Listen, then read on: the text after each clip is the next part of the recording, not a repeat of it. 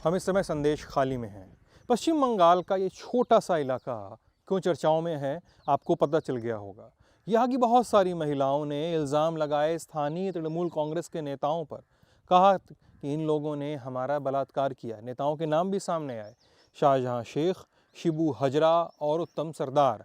इन लोगों ने महिलाओं को बंधक बनाए रखा, उनके घर वालों के सामने यौन उत्पीड़न किया, चुप रहने के बदले में पैसे की पेशकश की।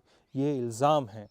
इल्ज़ाम ये भी है कि सूबे की सरकार ने इस पूरी घटना को दबाने का प्रयास किया और गलत लोगों को गिरफ्तार करके उन्हें सलाखों के पीछे डाल दिया।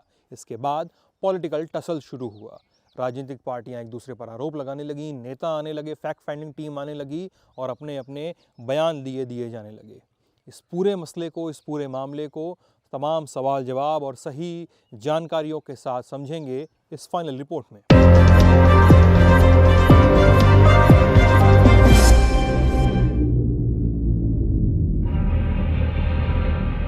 पश्चिम बंगाल के उत्तर 24 परगना जिले का कस्बा संदेश खाली। अगर आपको यहाँ तक आना हो तो नाव से नदी पार करनी होगी और फिर इस छोटे से तटीय इलाके में प्रवेश मिल सकेगा। यहाँ से 8 फरवरी 2024 को ऐसी घटनाएं सामने आईं कि लोग दंग रह गए। इस दिन संदेश खाली में रहने वाली औरतों ने झाड़ू और डंडा उठाया और सड़कों पर उतर आईं। उन्होंने प्रदर्शन शुरू किया। नारे लगाती, चीखती, चिल्लाती महिलाएं क्या बोल रही थीं? वो कह रही थीं कि यहाँ के रहने वाले 3 लोगों ने बरसों तक उनका यौन उत्पीड़न किया है। कौन से 3 लोग? शाहजहां शेख, शिबू प्रसाद हजरा और उत्तम सरदार। ध्यान रहे कि ये तीनों दोस्त राज्य की सत्ताधारी पार्टी तृणमूल कांग्रेस के नेता भी हैं। इनमें से ब्लॉक प्रमुख और जिला परिषद सदस्य शाहजहां शेख का नाम बीते दिनों ज्यादा चर्चा में रहा था। 4 जनवरी 2024 को प्रवर्तन निदेशालय की टीम शाहजहां शेख के घर एक केस के सिलसिले में छापा मारने गई थी। जैसे ही ईडी की टीम शाहजहां शेख के घर पहुंची, वहां मौजूद सैकड़ों लोगों ने हमला कर दिया। ईडी के 3 अधिकारी चोटिल हुए। इस पूरी हिंसा की आड़ में शाहजहां फरार हो गया और अब तक उसे ढूंढने की कोशिशें जारी हैं।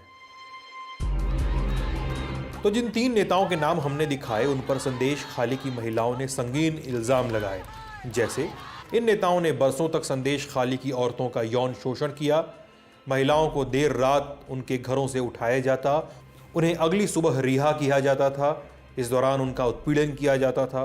कई बार महिलाओं को कई दिनों तक पार्टी ऑफिस पर बंधक बनाकर रखा जाता था। विरोध के बाद उनके घर वालों की पिटाई की जाती थी। महिलाओं और लड़कियों का उनके पति और घर वालों के सामने यौन शोषण किया जाता था। महिलाओं को मुंह न खोलने के एवज में पैसे की पेशकश की जाती थी। उन्हें धमकी भी दी जाती थी और घर में घुसकर तोड़फोड़ की जाती थी। इतने इल्जामों का सामना करने वाले रसूखदार गुंडे राज्य की सत्ताधारी पार्टी के नेता थे। लोगों ने बताया कि ये सब कब से चल रहा था। जिस दिन में पार्टी में लोग आया था, आज 2011 साल 2011 में जब तृणमूल कांग्रेस सत्ता में आई थी, तब से अत्याचार हो रहा है। इनके नेता शेख शाहजहां, शिबू हजरा और उत्तम सरदार महिलाओं को पार्टी ऑफिस में बुलाते थे। और इस मामले में सत्ता की नींद तब खुली जब महिलाओं ने इल्जाम लगाए कि इस गांव में सामूहिक बलात्कार भी किया गया है। मामले ने तूल पकड़ा। 8 फरवरी के दिन महिलाओं ने प्रदर्शन किया। इसके अगले दिन महिलाओं ने इस केस के आरोपी शिबू हजरा की संपत्तियों में आग लगा दी। इसके एक दिन बाद सूबे के राज्यपाल सीवी आनंद बोस महिलाओं से मिलने पहुंचे और फिर नेशनल मीडिया के कैमरे संदेश खाली की ओर घूमे। प्रशासन पर इल्जाम लगे कि उन्होंने महिलाओं को राज्यपाल से मिलने से रोका। जिस दिन राज्यपाल आने वाले थे, मुझे उनसे मिलने जाना था। मैंने सुबह 10 बजे के पहले ही रसोई का काम पूरा निपटा लिया था, लेकिन पुलिस ने हमें राज्यपाल से मिलने से रोक दिया। किसी भी हाल में हमें जाने ही नहीं दिया जा रहा था। बहुत बाधा लगाई गई थी। हमने पुलिस को धक्का देकर राज्यपाल से मुलाकात की। अब बारी थी महिलाओं की कहानियां सामने की और सामने ही आई एक पीड़िता। जब हमें मिली तो गांव के हैंडपंप पर अपने बेटे को नहलाने की तैयारी कर रही थी। हमें अपनी कहानी सुनाने के पहले हमसे कहा कि बताकर होगा क्या। लेकिन फिर जो मंजर बयां किया वो कुछ यूं था। पार्टी ऑफिस में बुलाकर महिलाओं को रात भर बिठाए रखते थे। हमें पूरी रात उनका मनोरंजन करना पड़ता था। वो हमें बहुत खराब खराब बातें बोलते थे। चुप रहने के बदले पैसे का लोभ दिखाते थे। धमकाते भी थे कि तुम्हारे पति को उठा लेंगे। हमारे साथ जो जो करते थे सब अश्लील था। महिलाओं को ले जाते थे और उनका हाथ पकड़कर खींचते थे, उनकी साड़ी खोल देते थे, फिर शारीरिक और मानसिक अत्याचार करते थे। हमने संदेश खली की कुछ और महिलाओं से बात की। उन्होंने अपना चेहरा दिखाने या नाम बताने से इनकार कर दिया। कहा कि अगर उनका चेहरा दिख जाएगा तो उन्हें दिक्कत होगी। फिर जो बातें निकल कर आईं वो खौफनाक थीं। हमारे यहाँ एक टीचर थे, धनंजय मास्टर। वो राधा रानी स्कूल में पढ़ाते थे। उनकी जो पत्नी थी उनको शिबू हजरा उठाकर ले गया। कुछ दिन बाद धनंजय मास्टर गांव छोड़कर अकेले ही चले गए। लोग मार खाते थे। कोई उनका कहना टालता था तो मार तो खाते ही थे। वो उनके घर की बेवियां और बेटियों को उठाकर ले जाते थे। शाहजहां शेख धमकी दे रहे थे कि रात को आएंगे और माँ बहनों को उठा कर ले जाएंगे। हम लोग डर के मारे नहीं रह पा रहे हैं। लोग घर छोड़ चुके हैं। पहले वो लोग हमारे पतियों को उठाकर ले जाते थे और मछली पालने में लगा देते थे। हमारी माँ बहनों को उठाकर ले जाते थे और मारते थे। हम लोग विरोध करते तो हम लोगों पर भी अत्याचार करते थे। रात को कम उम्र की लड़कियों को बुलाकर उनके साथ दुर्व्यवहार करते थे। क्या हम आपके सामने बोल सकते हैं कि कैसा दुर्व्यवहार होता था? 8 फरवरी के दिन इस मामले के मुख्य आरोपियों की संपत्तियों को भी प्रदर्शनकारी महिलाओं ने नुकसान पहुंचाया था। गुस्सा बहुत लंबे समय से यहाँ पे लोगों के मन में दबा हुआ था।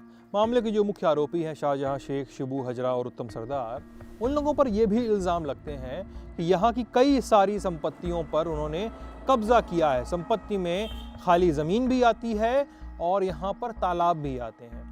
यहाँ पर तालाब में मछली पालना एक बड़ा व्यवसाय है, काफ़ी असंगठित किस्म का व्यवसाय है। उसकी कोई रेगुलेशन नहीं मौजूद है। इसलिए इन नेताओं को, इन दबंगों को ये सब काम करने के लिए एक पक्की ज़मीन मिल जाती है। और लोग ये भी बताते हैं कि ये सब जो हो रहा था यहाँ पर महिलाओं के और यहाँ के स्थानीय बाशिंदों के प्रति अत्याचार का जो इल्ज़ाम है उनका, ये लंबे समय से कम 4 से 5 साल, कुछ लोग तो 10-10 साल बताते हैं, तब से चला आ रहा था। और हमें क्या पता चला, आइए सुनते हैं। यहाँ जो आबादी की ज़मीन थी उस पर टीएमसी के नेताओं ने मछली पालने का तालाब बना दिया। अगर कोई प्रतिवाद करता था तो महिलाओं के पतियों को मारा जाता था। अगर कोई मीटिंग में नहीं जाता था तो सबको मारा जाता था। जो भी व्यक्ति आवाज़ उठाता था वो उसका काम बंद करवा देते थे।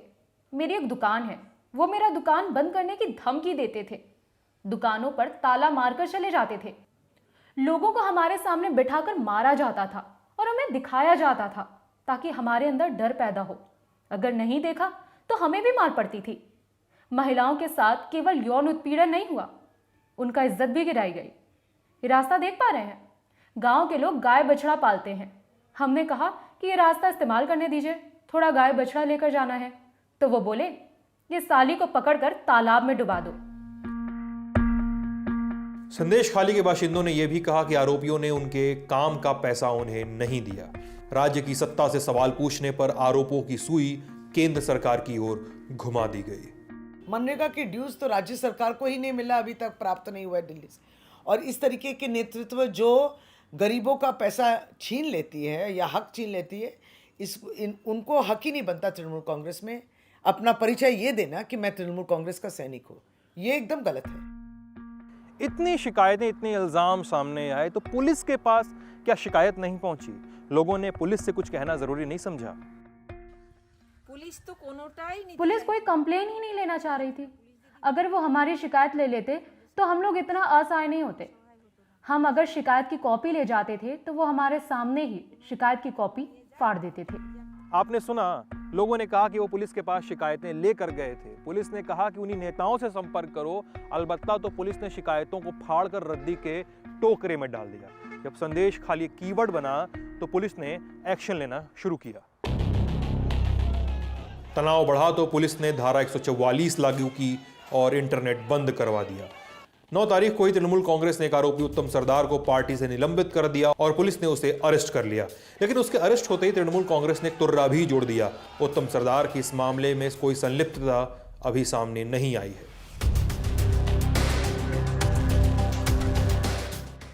इतने एक्शन और इतनी कार्रवाइयों के बीच में पुलिस की लाइन चेंज नहीं हुई थी।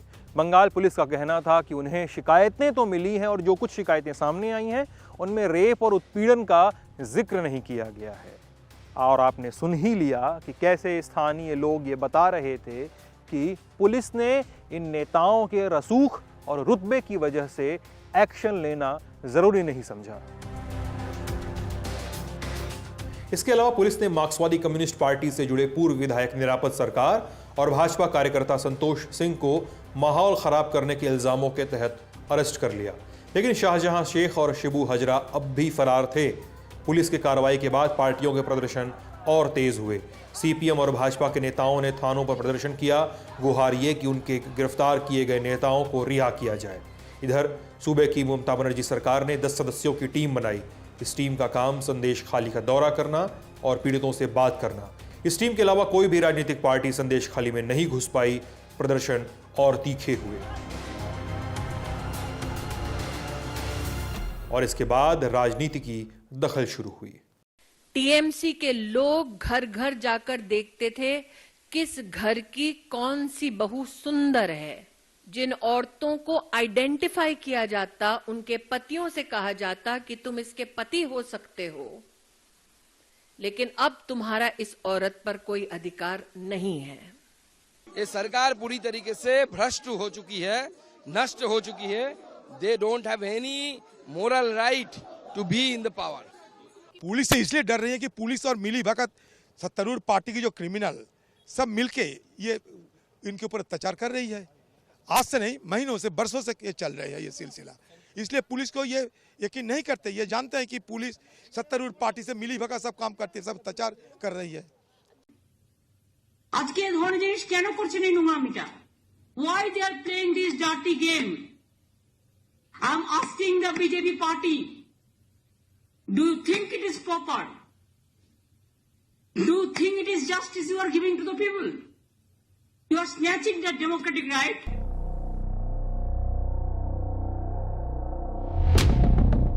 ध्यान रहे कि यह सब तब तक हो रहा था जब तक पुलिस ये कह रही थी कि उनके पास यौन उत्पीड़न की एक भी शिकायत नहीं पहुंची है। इन शिकायतों के न होते हुए भी राष्ट्रीय महिला आयोग और राज्य महिला आयोग की टीमें लगातार संदेश खाली में कैंप कर रही थीं। राज्य के आयोग ने तो कह दिया था कि वो सभी महिलाओं से संवाद कर रहे हैं और दूसरी ओर 13 फरवरी के दिन राष्ट्रीय महिला आयोग ने अपनी फैक्ट फाइंडिंग रिपोर्ट छापी। इसमें कहा गया कि संदेश खाली की महिलाओं ने शारीरिक और यौन उत्पीड़न के जो आरोप लगाए वो तृणमूल कांग्रेस के सदस्यों के साथ साथ पुलिस तक जाते हैं। जिन भी महिलाओं ने इन अत्याचारों के खिलाफ आवाज उठाने की कोशिश की, उनकी संपत्ति पर कब्जा कर लिया जाता था, उनके घर के पुरुष सदस्यों को अगवा कर लिया जाता था। हमने एक महिला के बयान को रिकॉर्ड किया, लेकिन महिला ने अपनी सुरक्षा का हवाला देकर अपना बयान डिलीट करवा दिया। पश्चिम बंगाल की पुलिस ने महिला आयोग की टीम को कोई भी साथ देने से इनकार कर दिया। पश्चिम बंगाल पुलिस अपनी ड्यूटी निभा पाने में असफल रही। और जब यह सब हो रहा था तो भाजपा के नेताओं का एक दल लगातार संदेश खाली में घुसने की कोशिश कर रहा था। उन्हें रोका जा रहा था। पुलिस और नेताओं के बीच की झड़प में नेता घायल हो रहे थे। भाजपा के प्रदेश अध्यक्ष और लोकसभा सांसद सुकांत मजूमदार की चोटिल तस्वीर सामने आई। एक सांसद की पुलिस द्वारा पिटाई के बाद लोकसभा की प्रिविलेज कमेटी ने पश्चिम बंगाल के प्रमुख सचिव और पुलिस महानिदेशक के खिलाफ कार्रवाई शुरू की।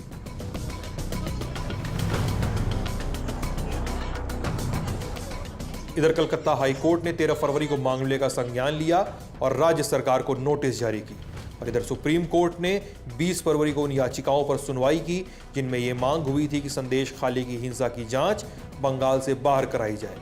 चूंकि कलकत्ता हाई कोर्ट इस मामले को ऑलरेडी सुन रहा था तो सुप्रीम कोर्ट ने दखल देने से इनकार कर दिया।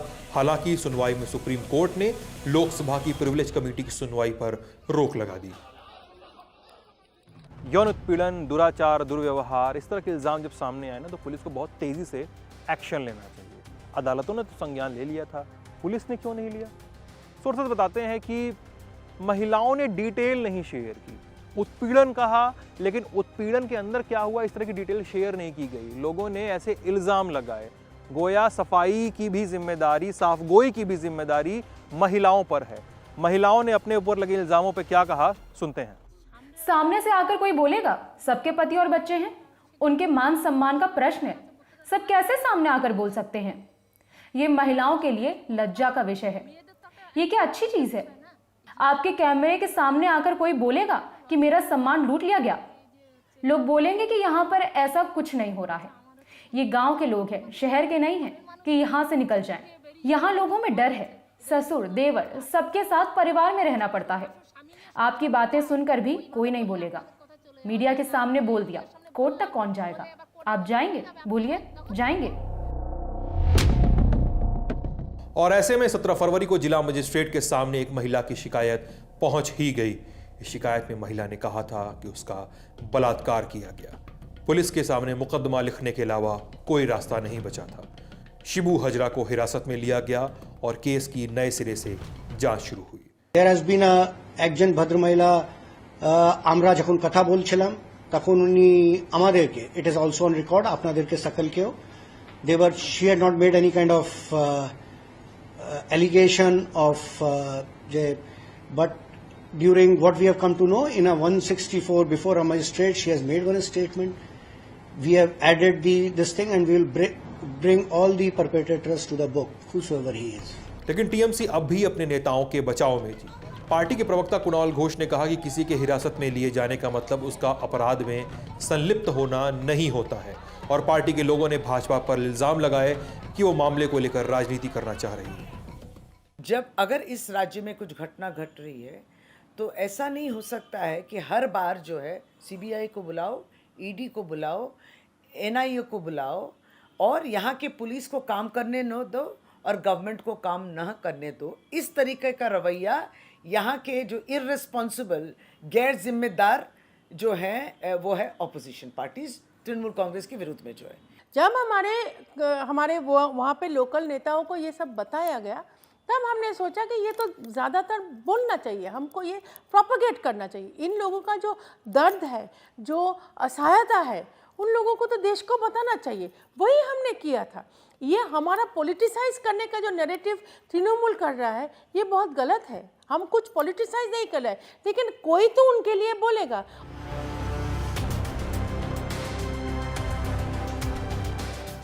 कि शेख शाहजहां और वो दो हेंचमैन जो है, एक उन लोगों का हिस्ट्री है। वैसे था एक सीपीएम का ऑर्डिनरी एक कार्यकर्ता, फिर ममता बनर्जी ने उनको एकदम पोषण करा के, बढ़ा चढ़ा के बहुत बड़ा नेता बना दिया। फिर उसके बाद आप तो संदेश खाली गए हो, यू विल अंडरस्टैंड। ये वो एक बाज़ार है, उसके नाम पे चिकन फार्म है, एक भेरी है और उसको एक वो नोना जल जो बोलता है, जो सैलाइन वाटर का, उसका एकदम मैंने that was a huge investment for him. तो वो जो मछली का जो भेरी बनाया था, प्रॉन फिश कल्चर जो कर रहा था, उसके लिए वो जो इन लोगों का जो खेती बाड़ी है उनमें से इरिगेशन कैनाल से वो सैलाइन वाटर बने, समुद्र का पानी वो डाल रहा था। कोई बचाने का काम नहीं कर रहे। भ्रष्टाचार का साथ तृणमूल कांग्रेस नहीं दे रहा है। ये कंप्लेंट्स जो आपने कहा है ऑन ग्राउंड आपको मिल रहा है, ये सारे कंप्लेंट्स को लेके हमारे नेता भी जो गए, हमारे जो मंत्रियां भी गए, सब ने कहा इसकी जिम्मेदारी हम लोग नहीं लेंगे। तृणमूल कांग्रेस किसी को नहीं कहा कि इसका खेत चुराओ और उसको तालाब बनाओ और ये बेड़ी करो। अगर ये सब जो अत्याचार किए हैं, इस आर्थिक अत्याचार और इस तरीके के मानसिक अगर अत्याचार किए हैं तो इसका साथ हम लोग नहीं निभाएंगे। और इन आरोपों के बीच कहानी को छाना जाने लगा। कौन है शाहजहां शेख और उसके साथी, कैसे इतना पावरफुल हुआ? शाहजहां शेख उर्फ भाई, उम्र 42 साल। शाहजहां ने इस इलाके में मछली पालने के काम से शुरुआत की, बाद में ईंट के भट्टों पर भी काम किया। साल 2000 तक उसने छोटे मोटे धंधे भी किए, टैक्सी कारें भी चलाई। साल 2004 में वो ईंट भट्टों के मजदूरों का नेता बना, बाद में मार्क्सवादी कम्युनिस्ट पार्टी से जुड़ गया। इसमें उसकी मदद उसके मामा और सीपीएम नेता मुस्लिम शेख ने की। साल 2010 आते आते वो सीपीएम से अलग होना शुरू हो गया और तृणमूल कांग्रेस से उसकी नज़दीकियां बढ़ीं। साल 2012 कुछ सालों तक वाम दलों के साथ काम करने के बाद उसने तृणमूल कांग्रेस का साथ पकड़ा। तब उसे तृणमूल कांग्रेस के राष्ट्रीय महासचिव मुकुल रॉय और उत्तर 24 परगना के जिलाध्यक्ष ज्योतिप्रिय मलिक का करीबी बताया जाता था। शाहजहां संदेश खाली और आसपास के इलाकों में होने वाली मछली और झींगे के पालन के काम को नियंत्रित करता था। खबरें बताती कि उसने पंचायत चुनाव में बिजनेस को अपनी कमाई का जरिया बताया था और कहा था कि उसकी कमाई 20 लाख रुपए सालाना है। उसके पास 17 कारें, 43 बीघा जमीन, 2 करोड़ के आसपास के गहने और लगभग 2 करोड़ का बैंक बैलेंस है। स्थानीय लोग बताते हैं कि उसकी कमाई इससे भी कई गुना ज्यादा है। उसने वहां के लोगों की छोटे बड़े मौकों पर मदद की, लेकिन लोग ये भी आरोप लगाते हैं कि शाहजहां इन्हीं लोगों से कई मौकों पर हफ्ता वसूलता रहा। उसने इस इलाके के लोगों की ज़मीन पर कब्जा करके तालाब बनवा दिए, ऐसे भी इल्ज़ाम लगाए जाते हैं।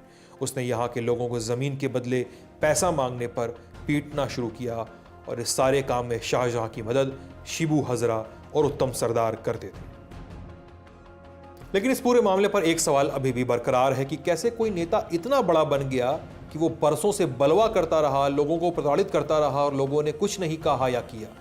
गुंडई, लेकिन किस बिना पर, किस आधार पर, किस बात का इतना रसूख? कोई इतना बड़ा गुंडा बनता कैसे है, इसके लिए आप ज्योग्राफी समझिए। कलकत्ता से नीचे आइए अगर आप मैप के हिसाब से, तो वो गंगा सागर और बे ऑफ बंगाल वाला इलाका है जहाँ डेल्टा बनता है, जिसमें वो कई सारे टापू मौजूद हैं। वो टापू एक दूसरे से नदी के ज़रिए कनेक्टेड हैं, सड़कें नहीं हैं, आपको नदी से ही इस पार से उस पार जाना पड़ता है। यहाँ पे इंडस्ट्रीज़ नहीं है, यहाँ पे बहुत बड़ी फैक्ट्रीज़ नहीं है, यहाँ पे कोई ऑफिसेज़ नहीं है कि यहाँ लोग काम करें। तो यहाँ के लोग काम क्या करते हैं? अव्वल तो छोटी मोटी खेती कर लेते हैं, वरना वो तालाब में मछली पालते हैं। इन तालाबों को भेड़ी कहा जाता है। अब यहीं पर इन भू माफियाओं की और इन गुंडों की एंट्री होती है। गुंडे करते क्या हैं, हम आपको समझाने की कोशिश करते हैं। कोई किसी किसान की ज़मीन है, उस ज़मीन पे वो समुद्र का और इस इलाके का जो खारा पानी है उसको पंप करके उस खेत को भर देते हैं। खेत भर गया, खारे पानी से खेत खराब, प्रोडक्टिविटी ज़ीरो, कुछ उपजेगा नहीं और पानी भरा हुआ है अलग से। तो करेंगे क्या, वो वहाँ पे किसानों को बोलते हैं अब तुम्हारा खेत तो ख़राब हो गया, अब इसमें तुम मछली पाल लो, झींगा पाल लो। किसान भी क्या करे, वो इसमें लग जाता है और धीरे धीरे जो ज़मीन उसकी थी वो दूसरे के कहे पे यहाँ पे मछली पालने लगता है और ये पूरा कुचक्र जो है इस पूरे इलाके को चला रहा है। नून जले सोना फले, खारे पानी में सोना उगता है। पश्चिम बंगाल की इस कहावत ने इस पूरे इलाके की अर्थव्यवस्था को चलाया है। समुद्री इलाके का खारा पानी और इस पानी में पलने वाली मछलियां, झींगा और केकड़े खूब पैसा देते हैं और यही है उस पूरे विवाद की जड़ और यही है 3 पार्टी कार्यकर्ताओं की वहशियत की वजह। जितना नाम आप सुनेंगे यहाँ पे, अभी जितना नाम सामने आएगा वहाँ पे वो संदेश खाली में पहले जो थे ईशा लश्कर, मजिद मास्टर, ये सब जो नाम हैं ये सभी माफिया ही है। अब इसमें जो लैंड का मामला आते हैं, क्योंकि लैंड ये जगह बहुत ही गरीब है, आप देखे भी है। कम्युनिकेशन आज भी पुअर है, 70 किलोमीटर 50 किलोमीटर दूरी का है, लेकिन आपको जाने में 1 दिन लग जाएगा कि 1 दिन से ज़्यादा लग जाएगा, ऐसा कुछ है। तो ये जो सिचुएशन है इसमें क्या होता है कि जब लोगों का पास वो ज़मीन छोड़ के और कुछ तो नहीं है, और वो जो ज़मीन है वो बहुत ही लेस फर्टाइल है, वो सैलिनिटी ज़्यादा है, वो समुंदर का पास होने का वजह से, और साइक्लोन वगैरह आ जाते हैं, सैलिनिटी बढ़ जाता है। तो यहाँ पे वो 90s से एक लगभग 90s से एक ये चालू हुआ कि ये प्रॉन कल्टीवेशन का, चिंगड़ी का खेती। अब इसमें सब शुरू हुआ, ये मॉडल आपको वो ईंट भाटा जो होता है ना, क्या बोलते हैं, ब्रिकलिंस, उसमें भी मिलेगा आपको नीलगंज में, बारासत का आसपास। तो मॉडल एक ही है। आप ये ज़मीन का फसल कम होता है, अब उसको बोलो कि तुम दे दो। अब कुछ कुछ लोगों नहीं देगा, जो नहीं देगा उसमें वो भेरी का पानी घुसा दो, सलाइन वाटर घुसाने से उसका खेती बर्बाद हो जाएगा और वहाँ पे खेती नहीं होगा। अब जिसका पास आपने दे दिया, आपने तो बोला मेरे को और क्या करना है, ये तो दादा कोई देना है, ऐसा करके आप दे दिया, वो आपको 2 साल रुपया दिया, वो बोलेगा कि हम तुमको महीना महीना देगा कि कुछ भी हो कॉन्ट्रैक्ट होगा एक। अब उसके बाद वो नहीं देगा। और रोचक है इस मामले का सत्ता तक पहुंच जाना। देखिए यहाँ पे वेस्ट बंगाल में जो सत्ता में आता है उसको मुसलमान वोट लगता है अभी तक। तो आपको पूरा मालूम होगा कि क्यों ये इंपॉर्टेंट है मुसलमान वोट का वजह से। दूसरा बात यह है कि यहाँ से बहुत रुपया जनरेट होता है, ये रुपया जरूर पॉलिटिक्स में आता है, इसमें पॉलिटिक्स में आता है और बहुत सारे जगह भी शायद ये इसका ये होगा, डिस्ट्रीब्यूशन होगा। तो ये हम देख नहीं पाते, जगह पोर होता है लेकिन ये जगह जनरेट करता है बहुत मनी, क्योंकि ये आपका पाथ में आते हैं बांग्लादेश का जाने में। लेकिन ये जगह बहुत ही जनरेट करता है और ये इसका यही वजह है कि पॉलिटिक्स यहाँ पे आता है। और पॉलिटिक्स आता है, वेस्ट बंगाल का नेचर है जहाँ पे पॉलिटिक्स आता है, इसका मतलब यहाँ पे पूरा डोमिनेंट वन पार्टी रूल चलता है। ये वेस्ट बंगाल का नेचर है। यहाँ पे कोई डेमोक्रेसी नहीं है, वो सब कभी नहीं है, 50 साल से नहीं है। तो वो वन पार्टी रूल का वजह से पूरा माफिया सिस्टम सब कुछ चलता है। अभी सीपीएम का जमाने में भी था, अभी भी है। इसमें ऐसा नहीं है कि तृणमूल ने नया बनाया, सीपीएम का जमाने में एक ही सिस्टम था, शायद अभी और बढ़ रहा है। और फिर ऐसे में जब पुलिसिंग और लॉ एंड ऑर्डर का मसला उठता है तो सवाल उठते हैं। पश्चिम बंगाल के खासकर इस इलाके में पुलिसिंग ट्रांसपोर्ट की वजह से एक खासा कठिन काम है। आपको इस इलाके से इस इलाके तक, मेरे बाएं हाथ पे संदेश खाली बसा हुआ है, आने तक के लिए इस तरह की नावों का सहारा लेना पड़ता है। नावों पे बाइकें और तमाम कामगार लोग अपनी सामान लेकर आते हैं। और जब घटना घटी, घटना के बाद प्रोटेस्ट शुरू हुआ, तब भी पुलिस को एक्शन लेने में इसलिए भी देर हुई क्योंकि उनको नदी को इस जरिए पार करके आना था, क्योंकि रोड और पुल नहीं है।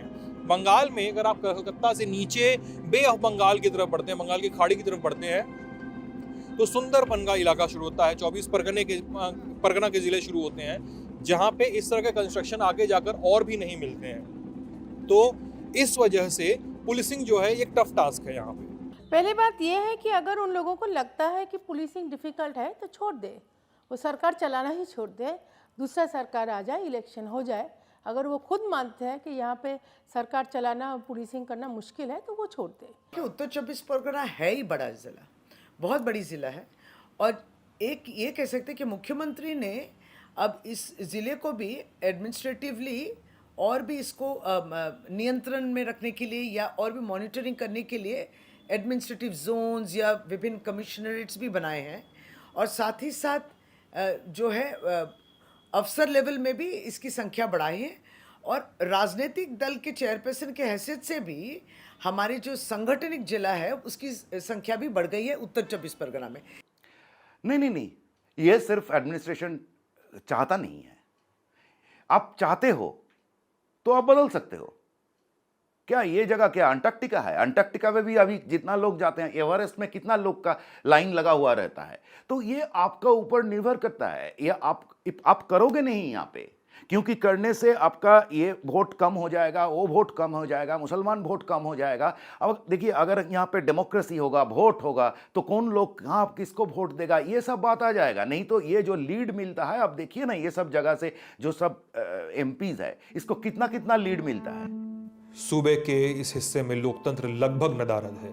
लल्लन टॉप की टीम को शाहजहां शेख से जुड़े लोगों ने घेर लिया और उनके घर नहीं जाने दिया, वापस जाने की हिदायत दी। लोग घरों से बाहर निकलने को राजी नहीं हैं। वो संदेश खाली में शांति चाहते हैं, वो संदेश खाली में लोकतंत्र की बहाली चाहते हैं, वो न्याय चाहते हैं।